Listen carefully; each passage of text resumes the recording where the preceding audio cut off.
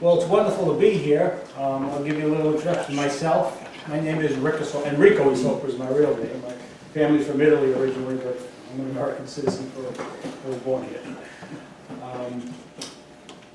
I was a former seafarer. Years ago, I sailed on American ships for 12 years. I've been involved with the ITF since 1991. So I've been doing this for quite a long time, visiting vessels, taking care of seafarers, dealing with complaints, dealing with issues. It's been a wonderful experience for me. It's still, even as of today, I still find things that still amazes me when I go aboard ships. I love the work as an ITF inspector, and I think reaching out to the different organizations that are involved with seafarers is really enlightened me.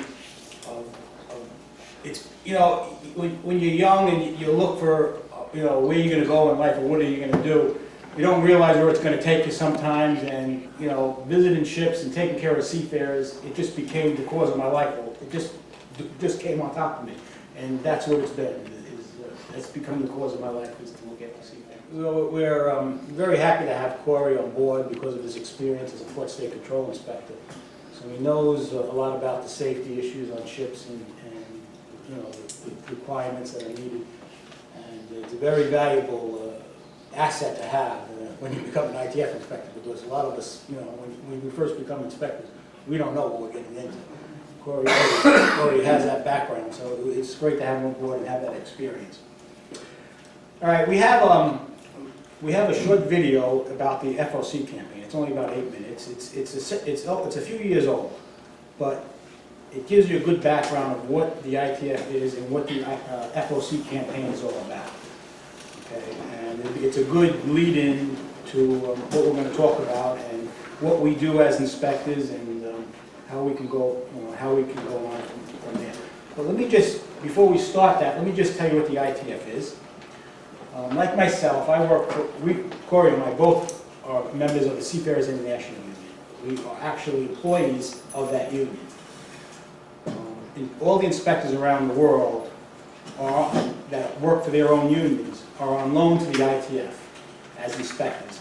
And our wages and our salaries are reimbursed to our unions for doing the ITF work. So that's how it kind of works. So we're not actually employees of the ITF. We're actually employees of our own unions, and the ITF reimburses our unions for our salaries and our expenses. So that's how it works. But let me get on what the ITF is. The ITF is a global federation. It's all transportation unions around the world that are affiliated. It's like in a big umbrella. It's all unions in different sectors: maritime, road and rail, aviation. There's, I believe, over 600 trade unions around the world that are members of the ITF. It's probably in about 135 countries around the world. We represent over 5 million people in the ITF under that umbrella organization. And it's, like I said, it's divided up into different sections. Now, when we say the ITF in this room, we only know it under the one section of what we call the maritime section, or the seafarer section. That is really where the bulk of the money of the ITF gets, is through that section. The other sections, the aviation sections, they deal with the airlines, the road and rail, they deal with the railroads and the truck drivers. There's a tourism section, there's a fishery section. But one that we deal with, and the one that you hear most about, will be about the section called the seafarer section, or the maritime section. The ITF, it goes back, the campaign goes back to 1948. It's called the FOC campaign. And the reason for the, we'll get into the video a little bit, but the reason for the campaign was that in different countries around the world, what was happening back in the early 40s is that ship owners in their traditional countries like Japan, Norway, Greece, they would take their vessels and register them under a different flag, so that they would avoid, you know, the high cost of taxes, taxation, insurance, wages, and they would put foreign crews on it. So what was happening is that the unions in that country were losing jobs to their members because they were flagging out their vessels and putting, you know, people that were getting paid a lot less.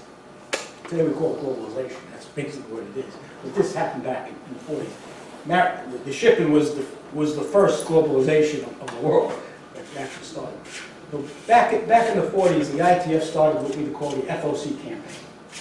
And the goal of the FOC campaign was to try and make the standards higher enough where ship owners wouldn't flag out anymore.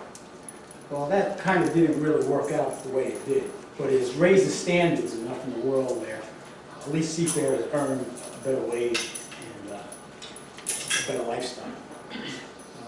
I'll get into the video now, so that kind of gives you a background of the ITF and the FOC campaign, and then we'll go on to more of what the inspectors do, and how we can relate with each other, and some of the things that we can help each other out with. Yeah, just a good little video. It's several years old. It's a little outdated because they had some old numbers in there, but I'll just tell you, in the latest statistics we had in 2016 is that we have 138 inspectors around the world in 59 countries, and they did over 10,273 inspections, and it resulted into over $42 million in back wages paid back to seafarers to do those inspections. So every year it seems like there's more inspections and there's more back pay that seafarers are getting back. But you know, the campaign has been, like I said, the original goals was to drive back the ship owners from stopping and flagging out. And it really hasn't done that over the past 60 years, almost 70 years now.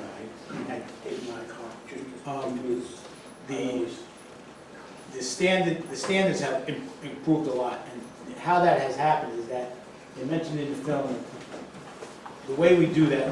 There's two ways we do this. Two ways we do this campaign. We do it politically and we do it industrially. Politically, we do it through our own unions around the world, through the ITF, and we lobby through the international organizations like the IMO, the ILO, to strengthen the regulations for ship owners, for seafarers' rights. The Maritime Labor Convention, we fought hard for that Maritime Labor Convention. You can see it in the movie, it's called the Seafarers' Bill of Rights.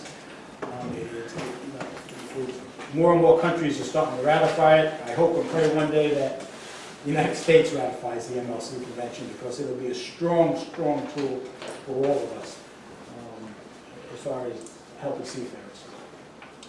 So that's how they do it politically, the ITF. Industrially, they do it through signing collective bargaining agreements aboard these vessels. And they do that through the inspectors around the world. Inspectors go aboard these vessels.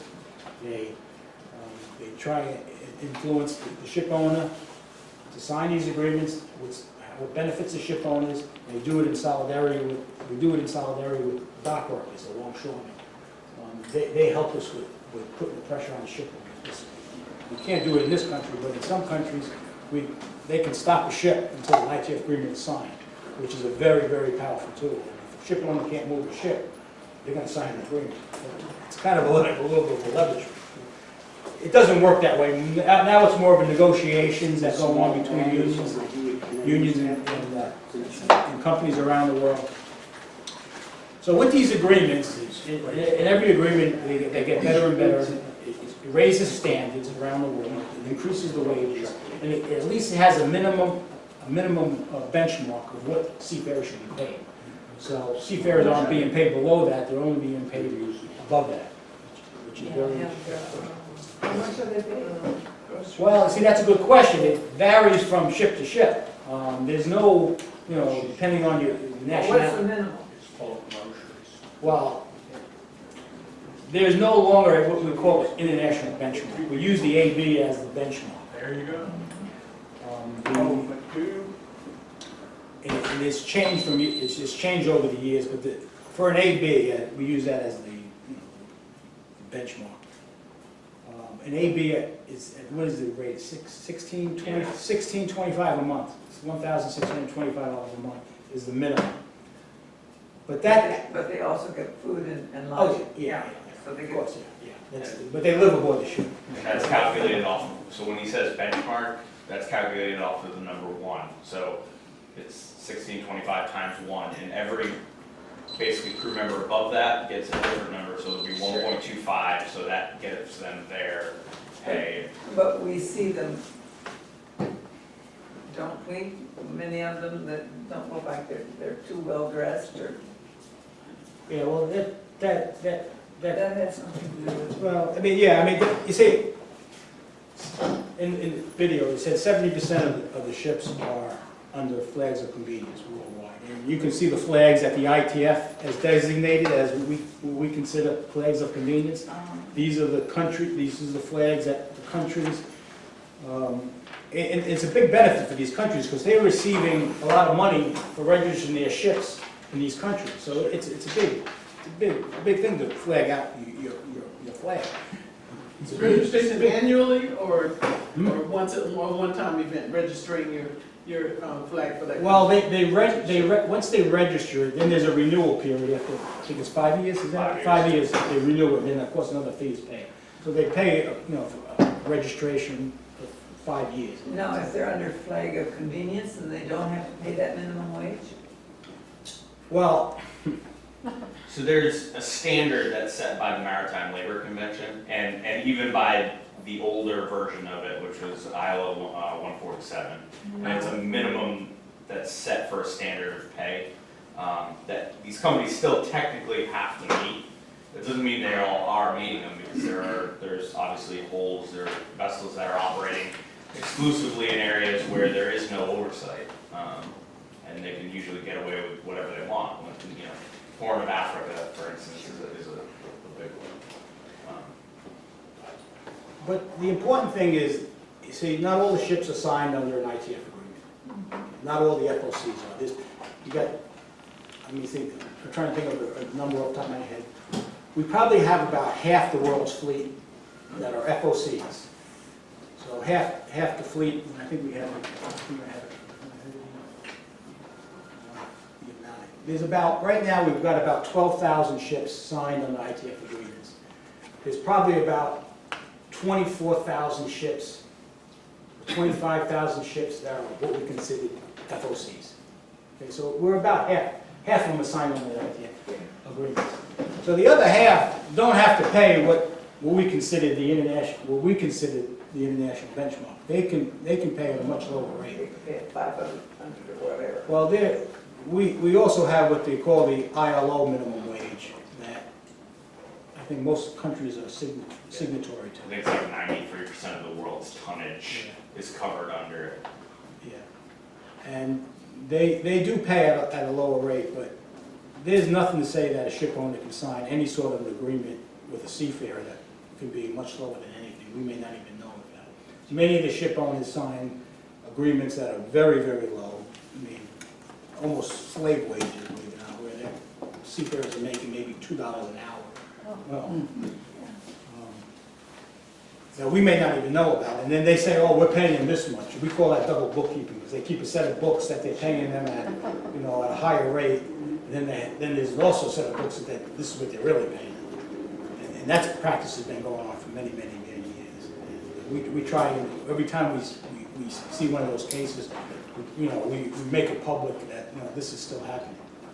I mean, the other problems we have, of course, is where seafarers are just not getting paid. Ship companies are not paying what they're supposed to be paying, or they owe the wages. They're having problems with their own companies, so they're not paying, and they hold back on the wages. Where do you say the most? Is you hold back on the wages. Some seafarers don't get paid from months at a time. And when you're dealing with companies that are having financial problems or they're not being managed right, there's a lot of other things that happen. The safety of the crew is being jeopardized. The ships aren't being maintained the way they're supposed to be maintained. So there's a lot of ways they can cut back on their expenses, but who suffers? It's the seafarers on the ship, because they have to live on that ship. They have to risk their lives on those ships because the standards may be, the conditions may be poor, and they're not getting paid. And we've dealt with cases around the world where seafarers have been abandoned. A ship gets into a port, the ship owner walks away from the ship. They don't want nothing to do with the ship because they owe too much. They may be in bankruptcy. They owe so much money to the banks for the ship. They just walk away from it. Now the seafarers are stuck on the ship. They have no wages, probably no food on the ship. The conditions are probably horrible, and they have no way of getting home. Who's gonna pay? There's no company, and so it's up to the international community to really, to get together and help. I mean, the ITF has helped seafarers for many years on these things. So, but getting back to the ITF agreements, this is very important because it actually, in a way, I'll explain how it, and look, as far as the inspectors, there's only 38 of us around the world, maybe it's a little less than 130 of us. In the United States, we have 10, I believe, within in major ports. I'm up in New York, Corey will be down here in the Charleston area. We have them in Florida, we have them in Virginia, Baltimore area. We have them in the west, 3 on the west coast of the United States, the Gulf of Mexico we have 2. So we probably got, I think there's 9 of us, 10 of us in the United States. We can't cover every port and be there for every ship. It's just an impossibility. That's why we rely so much on the Seafarer centers, because and the volunteers, because they go out, and you're in your port, you see what comes in every day. It will take us 3 hours from Charleston to come down here. You know, and there's other ships that need help. So we really depend on the Seafarer centers. We want to help the Seafarer centers for their own needs, for whatever they need here. And how that happens, everything goes, these agreements are signed, the ITF agreements are signed. Now the ship owner, once an agreement is signed, the ship owner has to pay to the ITF welfare fund a fee. It's so much per seafarer per ship, okay? That money goes into what we call the ITF welfare fund, okay? Now the ITF welfare fund over the years has grown to quite a large number. And it also, welfare fund pays for the inspectorate, for an inspectorate, it pays for, helping seafarers around the world. But the interest from that is tremendous, and that goes, and under the law in England, that interest must be put aside or it's going to get taxed in a big amount. European taxes can be like over 50%. So instead of getting it taxed, they put it into a trust and they give the money away. And the money goes to the seafarer centers around the world. Most of it, basically most of it does. And it goes for buildings, and vans, assistance, different programs centers want to put together. So when these agreements are signed, it just doesn't help the seafarers, and it doesn't help the ITF. It does help the seafarers, it helps the ITF, but it also helps the centers because the money eventually flows back to the centers as well. This centers want to pop up all over the world if they know they're going to get some money, but that's why we have to kind of monitor it, because everybody's looking for money from the trust. So when you see a ship that comes in, it has an ITF agreement, you know that shipping company has put money into the welfare fund that's going to come back eventually to the seafarer centers around the world. So that's the kind of circle of how it all works, how centers get vans and how centers get their buildings paid for and how they have different programs they want to put up. It comes back from those ships. And it's because the ITF makes them sign these agreements, which hires the standards for seafarers around the world. It pays for the inspectors around the world to do their jobs. It provides other benefits to seafarers as well. And the interest for that goes into the trust, which we give out. The money's just given away. They have to give it away, but otherwise they're going to get taxed on it. So it is really a strong tool that we use. I mean, the ship owners would love to not sign any agreements because they have to pay that fee. But, I think standards would go down. They would get away with a lot more stuff than they do now. So we have to stay vigilant. Yeah, we have to stay vigilant. That's why we always promote in the ITF. Ship owners will always fight us on a lot of different issues. I know some of the ship owners are good to some of the seafarer centers around the world, and I understand the relationships because they want some of the centers to to go aboard the ships and maintain the crew. But I always look at it. We always take the best interest of the seafarers. That we'll never have a problem with agreeing on what's best to do. The ships that you inspect, are they only the ones that have signed the agreement with the ITF? No, good question. We go on any ship that first of all, we go on any ship that we get a complaint on. Any ship. If it has an ITF agreement or not. We go on both ships. We go on ships that have agreements, do normal routine inspections, check the wages, check the wage accounts, make sure everything, they're getting paid correctly. We check their living conditions, the provisions. This is basically what the inspectors do. We try and force shipping owners to sign these agreements, or we try and to do that. We make, you know, if there's any claims for seafarers, we'll put the claims forward. Sometimes we have to hire an attorney, we have to arrest the vessel. We work a lot with the Port State Control. If there's a problem, we see problems, we contact Port State Control, they come aboard. Any way we can detain that ship until that problem is corrected, we try and do it. However we can do it, we work with the longshoremen. But no, we don't. We go on any ship that we get a complaint on. We don't have to just go on ships that have agreements. So, I mean, now, a ship owner could throw us off a ship that doesn't have an agreement. We've had that, because that's their ship. If the captain doesn't want us on board, we have to leave. We're not going to break the law, but we are going to help the seafarer if the seafarer needs it. That was my follow-up question, was the authority to actually get onto the ship. Do you find maybe the crew and even the officers are amiable to you really doing an inspection and discovering what's taking place there? And maybe they wouldn't be so vocal back to the owner that they let you get on, or what? Most of the time, we go on a vessel that, we say we received a complaint on board, and it's not covered by any, the ship owner doesn't want us on board. We always find a way we can get on board. Of course, the captain can always tell us to leave, and we have to leave. But we never, as far as the rest of the crew, they're always very receptive of us being on board, because they know that we have a reputation. They know that we look after their best interest. They know that. So it's very rare that we'll actually get thrown off. It happens from time to time. And there is times where we will get stopped at the gangway and say we can't come aboard. But I can tell you, I've done this over 25 years, and I can maybe think of 3 or 4 different times that's happened in my career. We've always found a way to get on board and try to help the seafarer. Because there's other ways we can approach it. Okay, you're not going to let me on board that vessel and take care of that seafarer. I walk down to the local longshoreman's office. I say, they won't let me take care of the seafarers. Longshoremen go up there, we're going to stop this cargo until you let this guy help this guy. That changes their mind. They start cooperating real fast, you know. So there's ways to do it. We don't want to be a pain in the ass. We don't want to be pricks about it. But, you know, when someone needs help, we're going to help them. That's just how we are. That's just what we do. Well, it sounds to me like you're looking at some fairly proprietary or even confidential records. You're looking at their pay and all Yeah, that we're looking stuff. at the pay, yes. But when we sign ITF agreements, in those agreements, there's a clause in that agreement that ITF inspectors has the right to inspect all vessel records, including and copy all records of pay slips and employment contracts. What's the scope in comparison to what in the United States, our U.S. Coast Guard is able to do?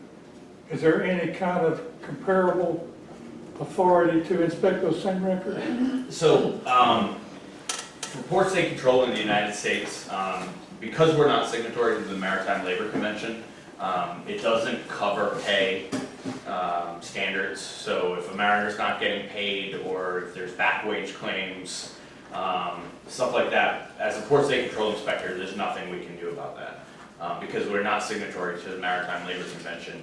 And that's what Ricky was alluding to earlier when he said that in other ports, they have a little bit more teeth.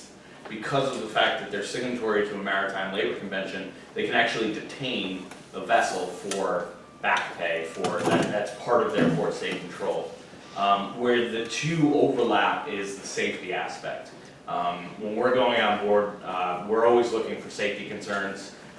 You know, galley, hospital space, living conditions, living quarters, making sure that people are getting the sustenance they need on board from the company. That's kind of where they overlap. So the biggest difference, I would say, is the pay aspect. Obviously, Coast Guard, they can detain based off of safety, security issues, anything like that if they deem it a risk. Whereas with the ITF, we can't necessarily detain the vessel, but it's funny how one of the vessels, I went up to Wilmington, North Carolina last week, and this was literally my second inspection ever by myself.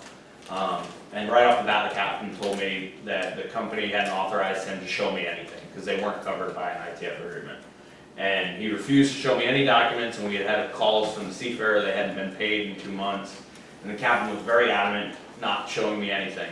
Well, as soon as I prompted him with the possibility of the Coast Guard coming on board Port State Control, I laid it right out on the table. I told him, look, I just was a Port State Control Inspector. I technically still am a Port State Control Inspector as a reservist, but I would never use that as leverage. But to say that I was, and that there were several deficiencies that I could see alone just from walking to the captain's cabin, right off the bat it changed things, and company supervisor was on the phone, crew manning, we got all the mariners paid, and we ended up getting $25,000 back wages on that one vessel, and that was only my second vessel inspection, so. And that's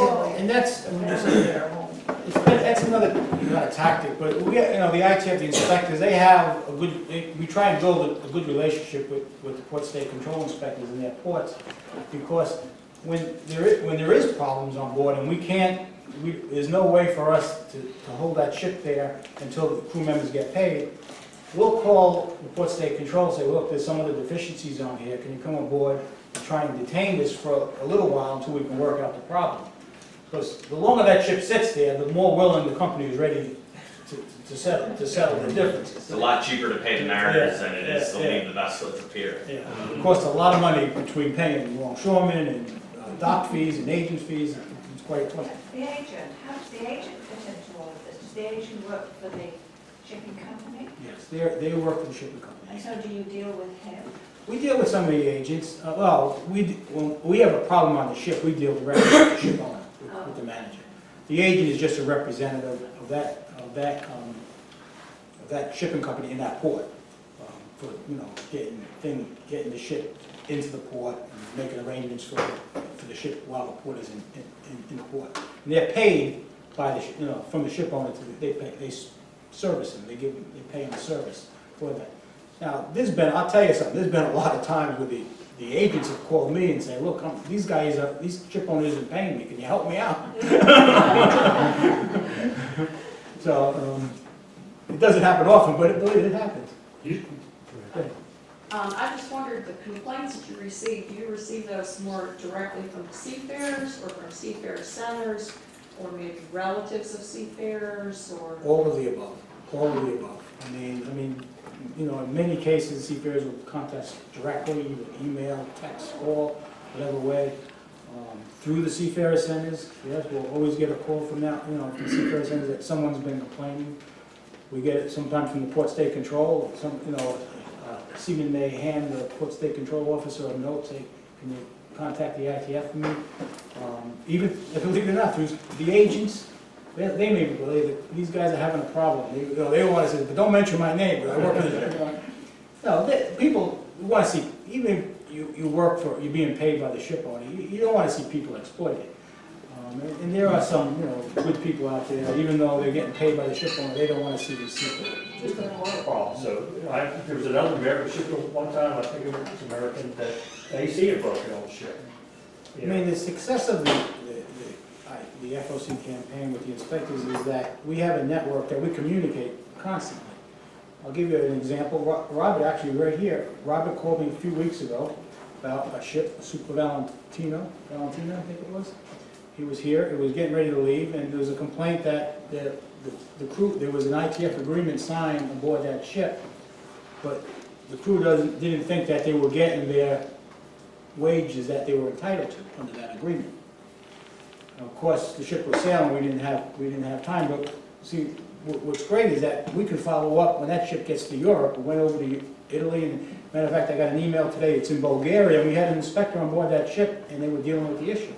So eventually, we're going to catch up. We have a saying that you can run, but you can't hide. And it may take a few weeks to us to get around to it, but eventually we're gonna find you. And if there's been a problem, you ain't gonna get away.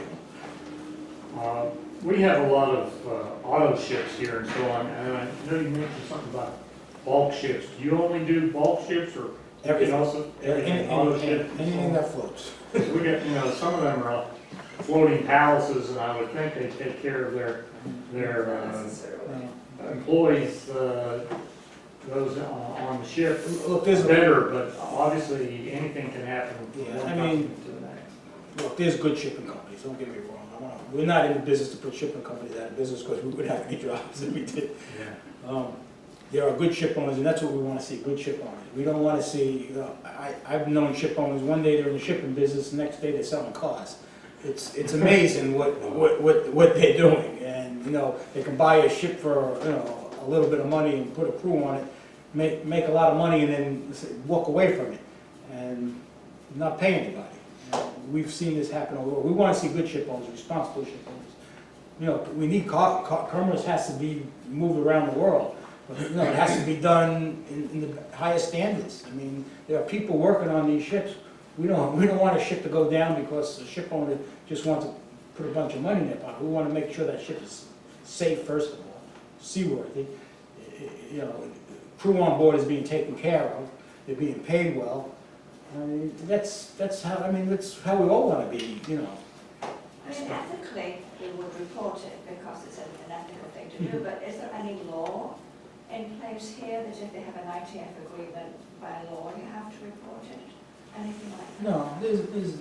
No, there's no law per se that if there's a complaint, does it have to be reported? I mean, it really comes from the seafarers.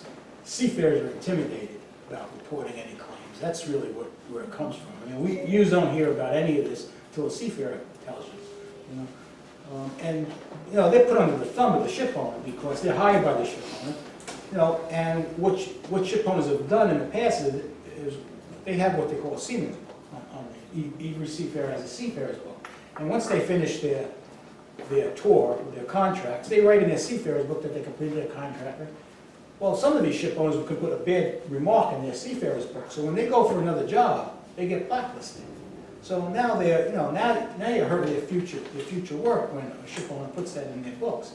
So they're fearful of stepping forward and saying anything because it may hurt them in the future.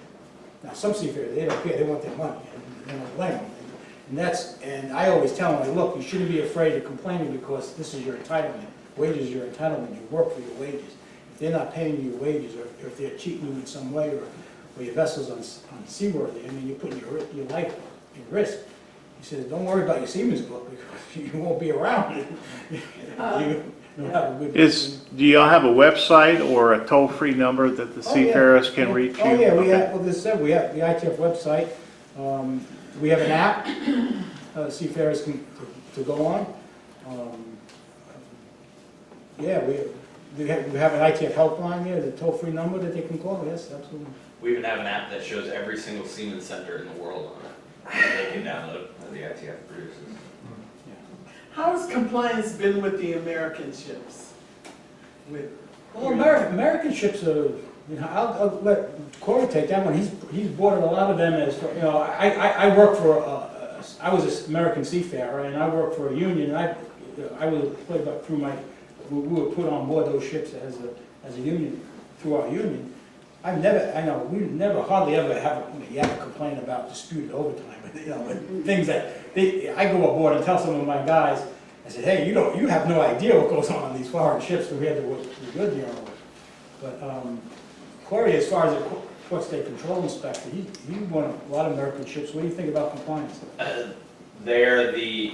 It's funny because American ships, they are the best paid, most disgruntled mariners. I swear to God. It's like, and that's just from you go on board a foreign vessel and it doesn't matter, they could not have been paid in the past 2 months, 3 months, whatever, and they're still gonna be happy to, very kind, no matter what, I would say every American vessel we ever went on, it seemed like we were just a nuisance on board. But We know that.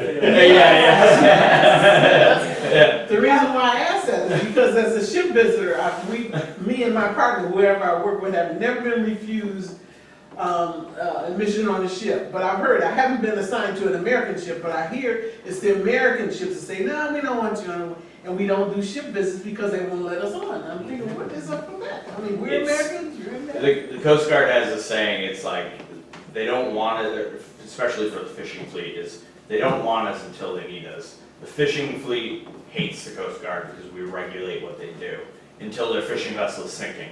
And then the Coast Guard is the best thing in the world. It's very much that way, but. Well, it's the same thing with seafarers. I mean, they won't complain until they absolutely have to when they Yeah. get abandoned here and on the shore somewhere. And then they want all the help that they can get. Yeah. And it's hard for them. I don't, you know, it's scary because when your livelihood depends on being a seafarer. And you're being paid and you have a family at home that has to get their money every month. And, you know, they don't know, I constantly get emails that they're sending me home, they're firing me, my family needs the money. I'm the oldest in the family, I'm taking care of my mother and all my brothers and sisters. It's heartbreaking. And you know that, you know, this guy may be sent home and may not be able to get a job again. And sometimes it's, you know, we lose a lot of things we win because, but we lose a lot more times than we win. I'll tell you that right now. We don't win on every ship we walk up aboard. Let me ask you this, we go ship visiting and talk to the crew, sometimes they invite you up, captain or first mate or something like that. But almost all the time we're asking about their health, you need a doctor, and you need a dentist, you got enough food to eat, that sort of thing. We haven't normally been asking them, are you getting paid? Are you getting paid on time? Is that something that we should ask, or does that put them at a, they don't know us, you know, necessarily, other than we got a shirt, we come from Well, Seafarer you know, Center. Should we be asking about that kind of thing? You could. I mean, I don't think it'd be unusual to ask. I think if you know, you kind of know when you start going aboard ships where there may be a problem somewhere, when you see a crew that's maybe, you know, being very quiet and, you know, being downcast, or more like a ship that's more upbeat and people are laughing and stuff. You kind of know that, you know, they're being taken care of. I think as you become more experienced, I've been doing this so long, I can walk aboard a ship, and I can tell you right away if there's a problem or not. And probably as you go on board ship, as more and more vessels you go on board, you're just going to kind of get a gut feeling, and I think you should just go with your gut feelings, because most of the time your gut feelings are going to be right. Well, it is one of our check items is issues with pay, is the way it's worded. Usually the condition of the ship too is a good indicator. More often than not, if you have a lot of issues with maintenance on the ship, and I'm not talking hull, because you could look at a ship and the hull could look rusted to yeah, like it looks like it's gonna sink, but it's never as bad as it actually seems. I'm talking, you walk on board and there's damaged piping, or there's rusted appliances, you know, falling off the side of the ship. That's usually a good indicator that something's not being maintained. There's probably another underlying problem as well. So we have to deal with these issues. We have to deal with crew members being detained. So anything that can help them communicate, Wi-Fi, you know, where they can talk to their families, or you know, I know they really depend on some of the missions around the world, because they may have to go out shopping for them if they're stuck on a ship. You know, I need clothes, can you pick me up this, and this. It really, you know, we really appreciate the work that the missions do around the world, because I mean, I expect we can never do it all. And it's, you know, there's good people out there that can do real good work, and that's why we like to work hand in hand with the Seafarers missions. It's really important. Y'all haven't made the connection yet. The ITF is the organization that puts out this magazine that we make available to all the seafarers in multiple languages. So we get this from y'all. And our phone numbers and once a emails year. are in there as well. What comes out with So it's at both of our centers, and the seafarers can take advantage of it. As far as inspectors, we really rely on the Seafarer centers around the world, because we can't be everywhere. And, you know, if we get a complaint, a ship is coming here into Brunswick, and, you know, Corey's up dealing with an issue, and that ship's only, there's many times we've been on wild goose chases, believe me. You get a disgruntled seafarer that's just pissed off at everybody on the ship. Now make a complaint that isn't true, And they send us down, and we're driving 4 or 5 hours, and we get down there, and everybody in the crew says, there's no problems here. But this guy, he's been a problem child on this ship. We've gone through that. So, the first place we go, we ask the local mission, is there any problems on that ship? Have you seen any problems on that ship? Before we make that journey down, or up, or wherever we gotta go. We have the ITF has a database for the inspectors. It has all the ships in the world on the database. You get the information through Lloyd's list, which all the information comes from, of every ship in the world, and which ships are covered under an ITF agreement, what ships aren't covered on an ITF agreement, of course, what inspections are taking place on that ship, what are the crews on those ships. And of course, a lot of these ships, they change all the time, so the information is always have to gets updated. Well, the crew's changing, but what about the ownership? Do they change very much? Yeah, that happens. Yes, it happens. Yeah, it happens. A lot of times you'll see, even in our system, might be updated. We walk aboard a ship and we still may have the old ship manager or the ship operator, and we go aboard a ship and we find out, no, they changed managers last month. It hasn't been updated. There's always that little gap sometimes. But Is that operational or is that financial? Is the ownership changing? They just changing operating companies? it could be both. Yeah. It could be both. The owners, they could be selling the ship, we don't know. The ship could be sold, a new owner is taking over, and it happens all the time. They'll appoint a new manager or whoever. So that happens, yeah, quite often. It's not unusual. Does the maritime industry publish that stuff?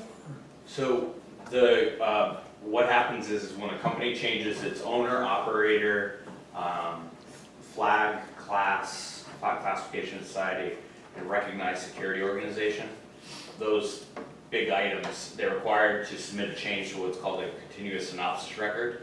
And that's basically a database that they have to submit that to that gets produced. And then that's actually what gets put into Lloyd's list to update. The big thing is obviously, a lot of times they'll put in for a change, but they have 3 months to do it. I've seen it, it's amazing. A ship owner will claim bankruptcy, they owe the crew money. We go ahead, we get involved with it, we get attorneys, we arrest the vessel. Okay, now the ship owner has to sell the vessel, right, to pay the crew and all the other expenses, so that it gets auctioned off, right? This takes months to do. Meanwhile, we're trying to take care of the crew, and this takes months to do. And then it goes to auction, and then the ship owner that lost it buys the ship. Under a new company name. Under a new company name, it's like, God almighty. So, for port state control, yes, we have a targeting system where the vessel has a record, whether it's detentions, port casualties, specific casualties. Yes, we do keep a record of that. It's not something that's publicly available, so it's not something that, to say, the seafarers could go out and look at and know ahead of time. Because it's, the short answer is I don't know. But the answer that I think is the correct answer is the fact that there is a lot of pertinent information in there that could be used against the company by other companies. It's that whole competition thing, yeah, and I think that's probably what it has to do. And I know as awful as that sounds, I can't say that, we do have a CRM system with the ITF where we will keep record of every inspection that we've done on that ship, so we can go back and see what's happened on that ship. But again, this is access that we have with Coast Guard, access to our systems that we also are privy to information on these vessels, such as their security plans, that not everybody can have access to, because then it makes the vessel vulnerable. So that's part of it as well. But I think the long and short of it is, I think it could be used as a competitor's advantage to ship a vessel. Well, I'll say one thing, the Seafarer's app that we have, a seafarer can actually look, see if their vessel, their vessel is covered with an ITF agreement, which is good.